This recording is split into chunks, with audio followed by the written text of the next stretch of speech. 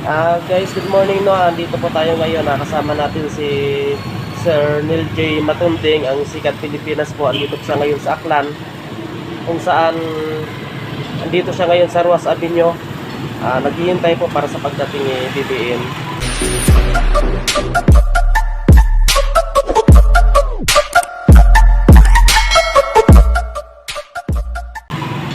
Sir, kamusta naman sir yung yung paglalakbay mo sa loob ng buwan 265 days po. 265 days. Opo. So kamusta naman yung Okay naman po. paglalakbay mo? Bali, pang 19 po ito na probinsya po. 19 na po. So ubusin mo talaga yung buong Pilipinas? Pilipinas po para maibagayway po yung pagmamahal at respeto sa ating mga mararita at lalong-lalo na dito sa ating bansang Pilipinas po. Yun talaga yung pinaka-advocacy mo na sa In behalf of the mo. House Bill 4696 Anti-Elderly Abuse Act po. Okay. So sino nagtulak sa'yo para gawin mo ito sir? Wala pong iba kundi po yung ating ama nung lumikha po. Wala naman pong tao po na nag-utos sa akin dito. Hindi sinunod ko lang po kung ano po yung dumating sa akin ng mga karunungan na kanyang pinabot. So sa bawat probinsya sir na narating mo, kamusta naman yung magtanggap nila sa'yo? Okay naman po, dito po ako na-excite lalo sa probinsya ng Aklan dahil yung 19 po, meron po siyang meaning.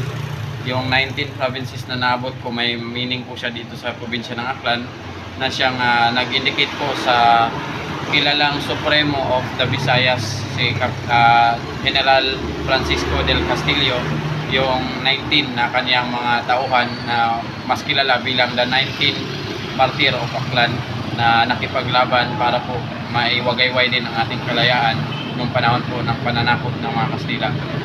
Ay wow, ang galing no. Alam na alam mo yung mga historical dito sa Aklan no. Saludo talaga ako sa iyo sir.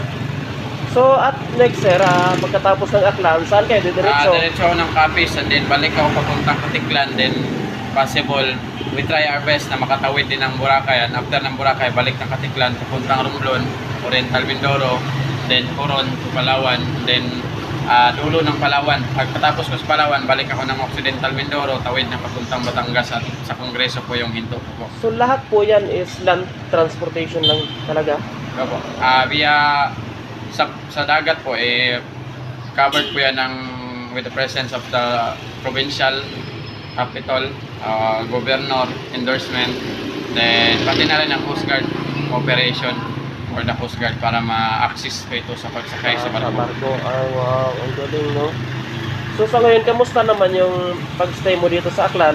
Okay naman po, mainit naman po yung pagtanggap nila at nalulugod po sila na nandito ako ngayon at excited din ako na ma-meet mamaya yung ating minamahal na Pangulo kung sakali mabigyan ng opportunity na makalapit at makapagpapicture sa kanya.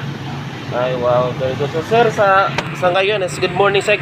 Thank you so much sa pagbigay mo ng oras sa pag-interview na to. Thank you so much.